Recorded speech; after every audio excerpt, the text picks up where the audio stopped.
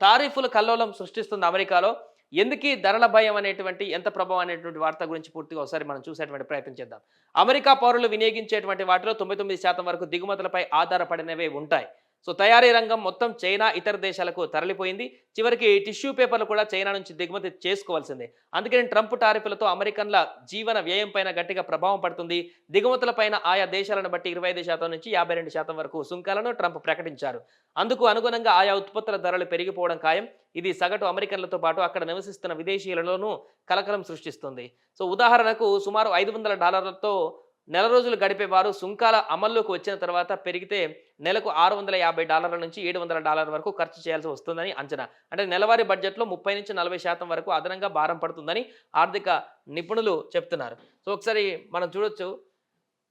అక్కడ మార్ట్‌లలో, సూపర్ మార్కెట్‌లలో ఏమేమి కొంటున్నారు ఏంటి అనేది చూస్తే ఇక్కడ చూడొచ్చు. విదేశీ నుంచి దిగుమతి అయ్యేటువంటి గ్రాసరీ వస్తువులు, కాఫీ, చిరుతిళ్ళు, స్నాక్స్ వంటి ధరలు పెరిగేటువంటి అవకాశం ఉండటంతో వీలైనంత వరకు వాటిని కొని స్టోర్ చేసి పెట్టుకుంటారు. అందుకనే క్యూ లైన్‌లు, భారీ క్యూ లైన్‌లు కనిపిస్తున్నాయి అమెరికాలో. ఏ స్టోర్ దగ్గర చూసినా కూడా, సూపర్ మార్కెట్ దగ్గర చూసినా కూడా. రైట్. ఇంకోటి, అమెరికాలో తయారయ్యే ఎలక్ట్రిక్ పరికరాల్లో వాడేటువంటి విడిభాగాలు చాలా వరకు చైనా, తైవాన్ నుంచి దిగుమతి అవుతుంటాయి. సుంకాలతో, ధరలతో వాటి ప్రభావం పడేటువంటి, ధరలు పెరిగేటువంటి అవకాశం ఖాయంగా ఉండడంతోటి ఫ్రిడ్జ్‌లు, వాషింగ్ మిషన్‌లు, మైక్రోవెన్‌లు, కిచెన్ అప్లయన్స్ వంటి వాటిని కూడా ఎక్కువగా కొంటున్నారు అక్కడ ప్రజలు. అండ్ గ్యాస్, H&M వంటి పెద్ద బ్రాండ్లు సహా అమెరికాలోని వినియోగించే దుస్తువులు, ఫుట్‌వేర్‌లో చాలా వరకు వియత్నాం 21% పన్ను, భారత్, ఇండోనేషియా, బంగ్లాదేశ్ నుంచి 37% పన్ను నుంచి రావాల్సిందే.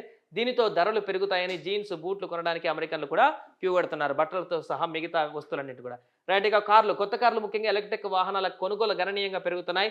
ఇక రేబాన్ కళ్ళజోళ్ళు, సౌందర్య ఉత్పత్తులు, ఆసుపత్రుల్లో వాడే పరికరాలు, బెడ్లు, ట్రెడ్‌మిల్, మసాజ్ చైర్లు, ఇతర జిమ్ పరికరాలు, డైపర్లు, బొమ్మలు, స్కాలర్లు, ఇతర ఉత్పత్తులకు డిమాండ్ పెరిగింది.